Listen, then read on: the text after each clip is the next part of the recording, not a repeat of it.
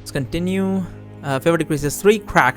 Your world lights up as the lightning strikes all around you, sending rocks and flesh from nearby corpses flying. You're welcome, champion, says Egra. That would have slain you. Whether Egra deflected the lightning or simply instilled you with great luck, you're not sure.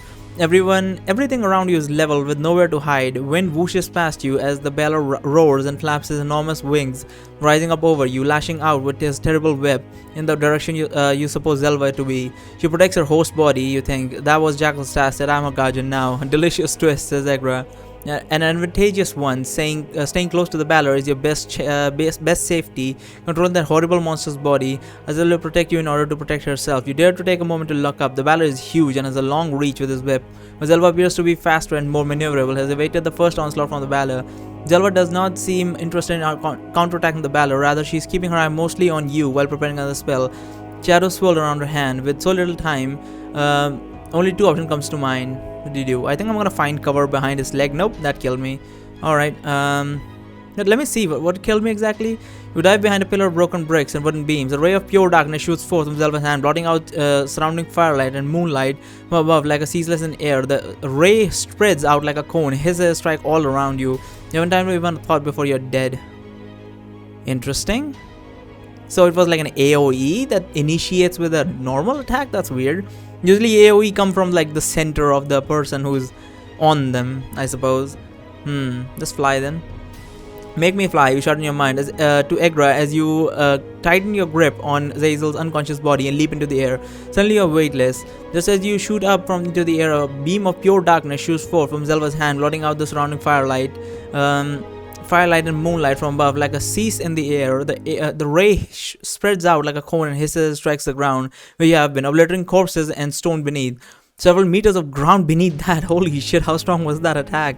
A disintegration spell, says Egra. That would have been unfortunate. Azazel's body is light, yet you feel you're a bit more sluggish in the air than you would be without her, so you dare not drop her. Zelva shouts a curse in Abyssal, obviously surprised by you taking to the air. What do you do?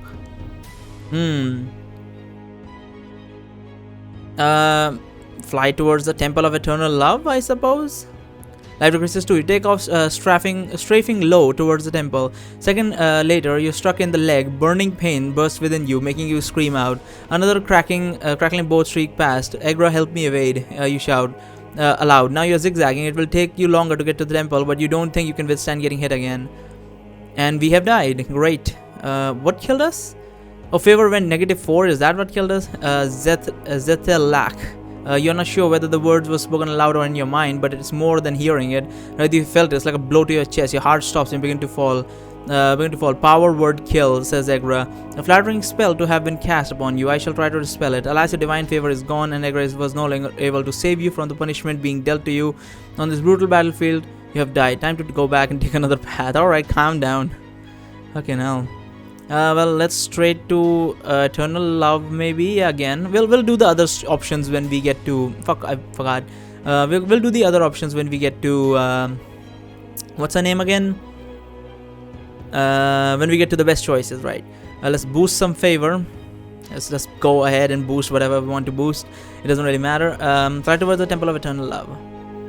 Now your zigzagging will take you longer to get to the temple, but you don't think you can withstand getting hit again. Yeah, same thing.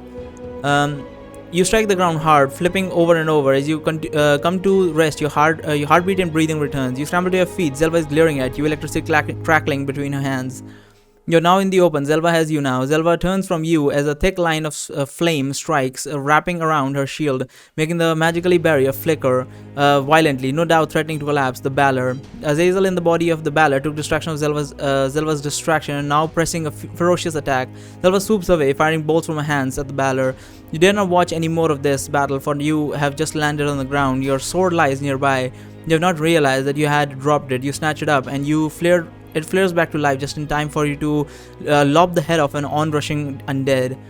Life decreases 3. Great, we need more health as well. A flicker of light in your peripheral vision triggers your instinct, and you dive to the side, taking cover behind a ruined wall. Fire explodes, bathing you in heat and pain. Lastly, succumb to your wounds. And let's go back one choice. Where were we? Yeah, this is turning out to be very costing. Let's just go and pump some shit in there. Fly to the Temple of Eternal Love. Continue. I'm sure this is the worst option I could have picked. There are other options. that I can go for, but I will do that in the fucking one, unless this just does not allow me to get where I need to get to. Fire explodes, bathing you in heat and pain. You roll, putting out your burning pants and night shirts. Azazel's unconscious body lies beside you. Her armor is singed in a few places, but there is at least one rip in the chainmail, but she more or less looks fine. You're pretty sure that was a fireball likely thrown by Zelva. Time to move on. You heft Azazel over your shoulder and run. GaalMagus, let us dance, comes a deep, horrible voice, so loud and rumbling that is clear over the cacophony of the battle. Oh, that sounds like something exciting to watch, says Egra. You don't agree. You just want to avoid getting blasted by Zelva. You sprint to the thick of I'm guessing that's Balor or something. You just want to avoid being blasted by Zelva. You sprint into the thick of battle, parrying one attack after another with your glowing sword as you keep moving, trying not to seriously engage with any attacker, which would only slow you down and make you an easy target from above. One of the undead manages to grab Azazel's ankle and nearly pull her off your shoulder. You twist and lob the hand off and leap away as the undead grabs at you with his other hand. As you slice the living corpse's head off, you see the approaching light of Aletheia. This must be made in Avis and her host. They are pushing in. High above, the sky burns with a burst of light as Zelva is now locked in a spell battle with another caster. That could be Kalak, although the figure is flying so swiftly you cannot get a good look. The Balor is nowhere in sight. Thankfully, the undead nearby are now ignoring you as they rush past in the direction of the light of Aletheia. I'm amazed that Kriya is alive in all of this, considering she wasn't even paying attention to herself and was just casting spells after spells. With Zelva and the undead distracted, now is a good time to relieve yourself of Azazel's unconscious body. Wait, what happened? Thankfully, the undead nearby are not ignoring you as they rush past her. Yeah. So, what do we need to put her down? You sheath your sword. In the middle of battle is an unusual time to store your weapon, observes Egra. Your slide attracts too much attention, you say as you draw your dagger and search for a hiding place for Azazel. There are plenty of bodies to hide her under. Most of these corpses are in pieces, which perhaps be why they aren't animated. Perhaps there's a limit to the trauma a body can take before it can no longer be raised. Still probably better to hide her under something that won't come to life and eat her. Quickly you find a deep scorched crater, presumably blasted out by some powerful spell. You unceremoniously dump Azazel into the depression and drag a splintered beam over the opening along with scorched remnants of our rug.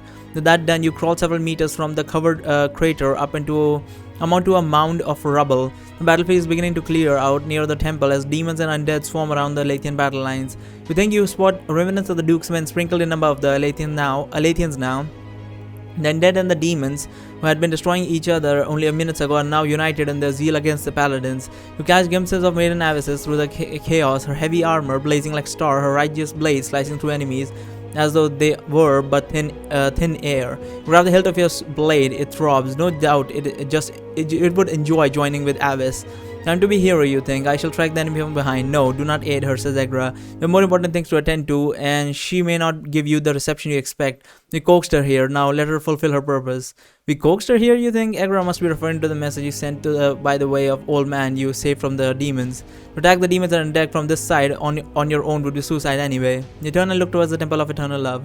The temple gates are still open. The undead continue to emerge from the gate, although it is a trickle compared to before. To your surprise, there are even more undead going into the temple.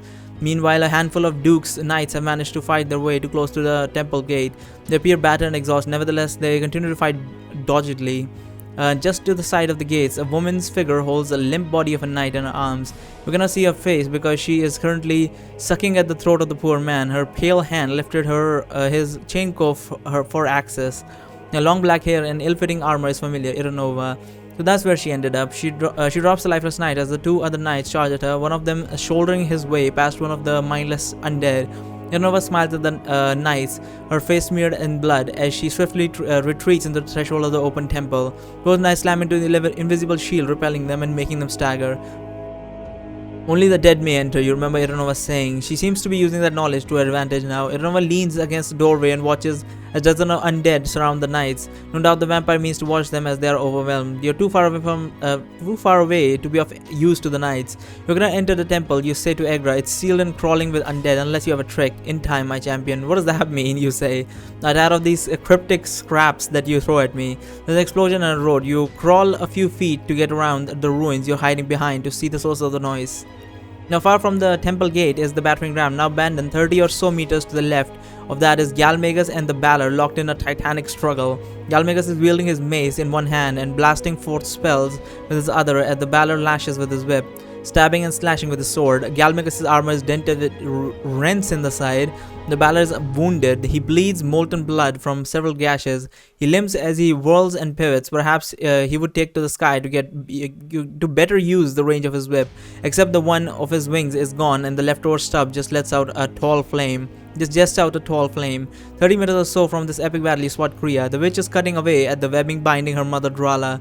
The spider demon that had been guarding Drala earlier is nearly lifeless and smoldering. Explosion of flames washes out from the demon battle, forcing Kriya to shrink back. Yet she keeps cutting. Yes, is she mindless? The thing we observe with Kriya is like she is. Our character mentioned this before as well, that she might be like possessed or like mind controlled by Drala, like charm or something. Because it does feel like that. She's like not going any tactical way. Like, it's understandable that she wants to save her mother, but like she's not going about this in any form of tactics, which is kind of unusual. I mean, I don't know if she's the most tactical person, but still, like this is like just blind and like stupid. So I don't know much about that. Explosion of flames washes out from the demon battle, forcing Kriya to shrink back, yet she keeps cutting. The Balor is the source of the explosion. Over and over, he's bursting into flames, as though detonating himself, which demons rush in from all sides, presumably to aid GaalMagus. These lesser demons are blasted back, their bodies twisted and burning. GaalMagus appears unharmed by the explosions, although he's rocked by the force of them. As the flames clear from the last detonation, you see GaalMagus has grappled the Balor by the throat. In a hold reminiscent of how he strangled Goldtrade. Even as Balor is throttled and most violently, he bangs his sword against GaalMagus' heavy armor with a boom boom. Above this, GaalMagus shouts out a word in what is likely abyssal, a terrible obscene word that makes your hair stand on end as the sound ripples through you, a dark spell word of great power. The battle converses for a few seconds, then his body goes limp. Oh, you think what? You grip the hilt of his sword. Kriya continues to saw through the web cocoon of her mother. You would go to her, attempt to protect her, but would that only bring the attention of the demons to her? My favorite strutting bird, comes a hard, confident voice. You spin around. Why am I so? I'm salivating like a lot, and I can't continuously speak because my mouth is filled with fucking saliva for some reason. My favorite strutting bird, comes a hard, confident voice. You spin around to see Azazel in her native body, having evidently crawled out of the crater. She stretches and arcs her back and inspects herself. She frowns. You might have handled me with more care, though. She nods ahead of you. Pity, I had hoped you at least destroyed Marog, if not Gal. You turn to see that GaalMagus has released the throat of the Balor. The Balor gets to his feet, fills his chest and roars, flames jutting out of his furnace-like mouth. Now Magrog's set is angry, says Azazel with a sigh. Angrier to be more precise, she corrects, so it's not dead then. The barrel does a tremendous leap, landing some 30 meters away near a handful of paladins. These paladins have somehow broken through the main press of enemies, now battling a pair of toad demons.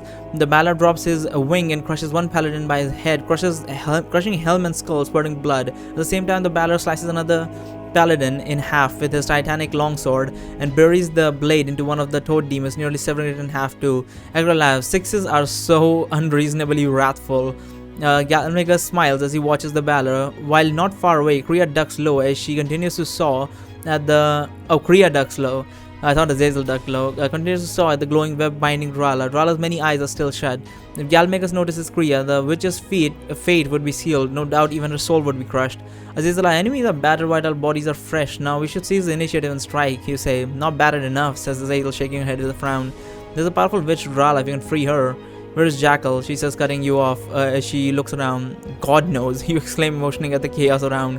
She will be of no help, says Egra. We do not need her. Glory awaits. Without thinking, you leap to your feet and begin running towards Kriya. You are but a man. Surely you will die, calls it from behind. Yes, Agra, I am but a man. I should like to be more if I am to be of service to the forces of good, you say. Such grand words, my champion, says Agra gleefully. I can make you into anything or anyone. Anything you think. GaalMagus has just noticed Kriya and he's laughing. It was about 30 meters away. GaalMagus will likely destroy Kriya any moment, so the only thing you can think of to do is distract him. What do? Draw your holy sword and issue a challenge. Ask Agra to taunt him. Oh boy, that's probably not good, but fuck it. Ask Agra to taunt him. Favor increases 18. Holy shit. Morale increases 3. More than once Agra has used a powerful taunt, much to your chagrin. Time for her to use it for something worthy. Taunt him, Agra. Shot in your mind. Power burst from within you. You feel both approval from Agra as well as her perfect understanding. She knows how to taunt. Favorite Crisis 3. Agra launches into chanting in your mind. It's annoying and disturbing just like the other occasions she has done this. There is no build up, rather, it is full tilt annoying right from the start. You draw your sword and burst into righteous flames. You scream out something that Agra projects through you. You're mostly sure it's an abyssal, you're completely sure it's an insult.